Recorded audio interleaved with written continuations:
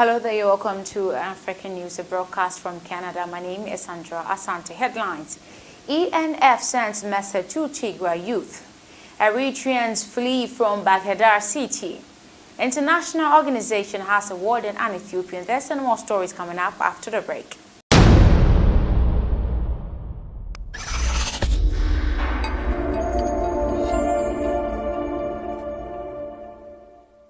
You're welcome back from the break. Thank you so much for staying with me to a very first story. Ethiopian Defense Forces has issued a statement, and it's a message from Ethiopian National Defense Force for the youth and militias in Tigray.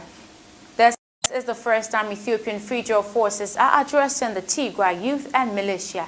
EDF said that Tigray youth and Tigray militia must surrender and vows to help them and their families to live a peaceful life. To our next story, German African Foundation, GAF, an international organization, has also announced awards on a yearly basis for those persons who help one extraordinary job in human rights field. Last year, a Somali activist was chosen as a recipient of this award.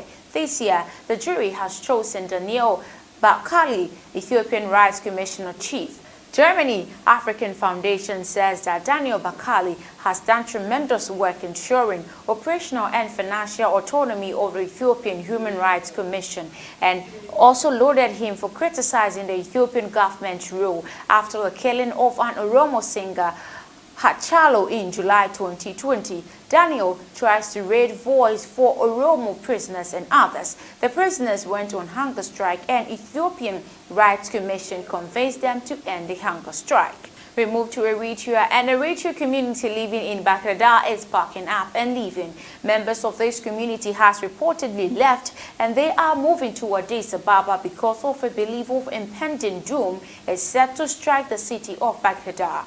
Amhara region is becoming gradually destabilized. There is uncertainty, insecurity across this region and as well as other parts of the region. Tigray is already destabilized, and now Amhara is destabilizing, and all of this is affecting Ethiopia as a whole. More Ethiopian stories, and COVID-19 has claimed the lives of 72 Ethiopians in the last 2 days, the health ministry has said. It is the highest number of deaths recorded in the country since last week, when the ministry officially confirmed the presence of the highly transmissible Delta variant. Health officials says the number of positive cases has increased. Hospitalization numbers have gone up, with ICU facilities getting full. Our final story is in South Sudan. Sudanese women are considerably affected by violence in the Darfur region and still underrepresented in the transitional government institution, a Sudanese activist told the UN Security Council on Tuesday. Hala Al-Karib, regional director of the Strategic Initiative for Women in the Horn of Africa, briefed the council on the situation of women in Sudan after the ouster of the former repressive regime in April 2019. Al-Karbi, who is actively involved in the support of women's rights in Sudan, said the slow implementation of reforms by transitional government fuels violence and negatively affect the fragile economy, governance system and public institution. As was the case before the April 2019 revolution, women remain disproportionately impacted, with the worst food crisis in Sudan's history pushing families to desperation, he said.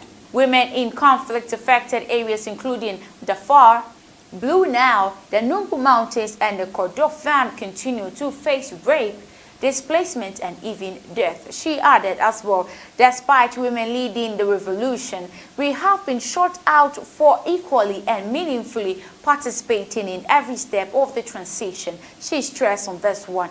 Women group in Sudan says they're disappointed by the reluctance of the Hamdok governments to endorse international and regional convention on human rights.